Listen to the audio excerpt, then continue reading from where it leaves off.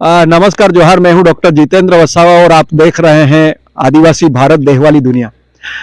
हम आज पिपलोद गांव में हमारी टीम कैमरामैन के साथ अनिल वसावा के साथ हम पिपलोद गांव में है और पिपलोद गांव के युवा और बुजुर्गों के साथ जब हम चर्चा में उतरे हैं तो यहाँ की आदिवासियों की जो मुख्य समस्याएं हैं वो हमारे सामने निकल करके आई है।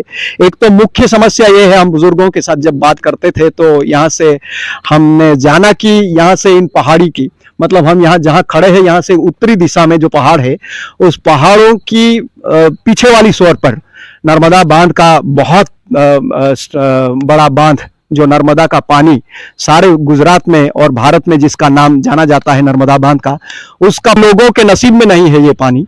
और ये पानी सिर्फ इन लोगों को सिर्फ देखना है, देखने के लिए नसीब में है, उनका इस्तेमाल ये लोग नहीं कर पा रहे हैं।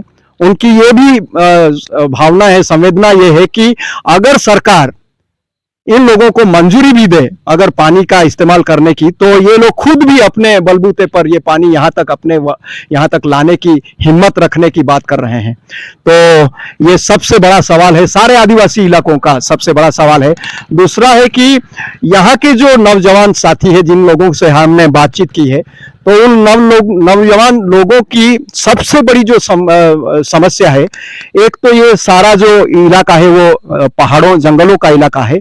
सारे लोग जो है अपनी जमीन जोतते हैं, वो सिर्फ सीजनेबल जमीन जोतते हैं, बारिश की सीजन पे उनकी जो फसल होती है उसके बाद ये सारे जितने भी पढ़े लिखे नौजवान है ये सारे अपने अपने खेत में काम करने के बाद जब जमीन खुली हो जाती है, जब फसल ले ली जाती है, तब ये सारे नौजवान पढ़े लिखे नौजवान बेरोजगार नौजवान यहाँ से मजबूरन गांव छोड़ करके शहरों में भटकते हैं मजदूरी के लिए।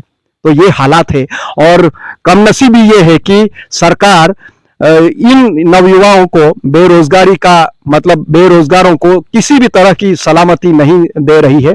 और यहाँ के नौजवानों का ये भी कहना है कि इतनी बड़ी गरीबी की स्थिति में से गुजरने के बाद भी जो 200-400 रुपये मजदूरी के कमाने के बाद ये जो कुछ पैसा इकट्ठा करने के बाद ये जब नौकरियों के लिए परीक्षाओं की तैयारी करते हैं और परीक्षाओं में जब परीक्षा देने के लिए जाते हैं तो उन परीक्षाओं के पेपर मतलब फूट जाते हैं, क्या बताएं। तो ऐसी हालात गुजरात में है और ऐसी गरीबी हालत से जब पेपर फूटने के समाचार उन लोगों तक पहुंचते हैं तो उनके कलेजे टूट जाते होंगे। तो आप सोच सकते हैं कि इसी हालात से आदिवासी युवा, आदिवासी बुजुर्ग, आदिवासियों की जो आने वाली पीढ़ी इसी हालात से गुजर रही है, देखने वाला कोई नहीं है। तो आप सोच सकते हैं आपके इलाके में भी ऐसे आदिवासियों की ऐसी परिस्थिति शायद आपके आसपास में भी होगी, आप उस हालात से गुजरते होंगे शायद। अगर हमारा वीडियो आप तक पहुंच रहा है तो आप अपने विस्तार के, अपने एरिया के भी ऐसी समस्याओं को आप लोगों में संवेदनाओं को, लोगों की संवेदनाओं को, भावनाओं को आप सोशल मीडिया में रखने का प्रयास करिए। आप अपने समाज के जो सवाल है उनको खड़े करने की कोशिश कीजिए। आदिवासियों की राजनीति में आदिवासियों के जो अधिकार है, आदिवासियों के जो फंडामेंटल राइट्स है, उनको हमारे देश दुनिया में रखने का एक प्रयास शुरू कीजिए। बस हम कैमरामैन अनिल वसावा के साथ मैं हूं डॉक्टर जितेंद्र वसावा। अगले वीडियो के साथ मिलेंगे।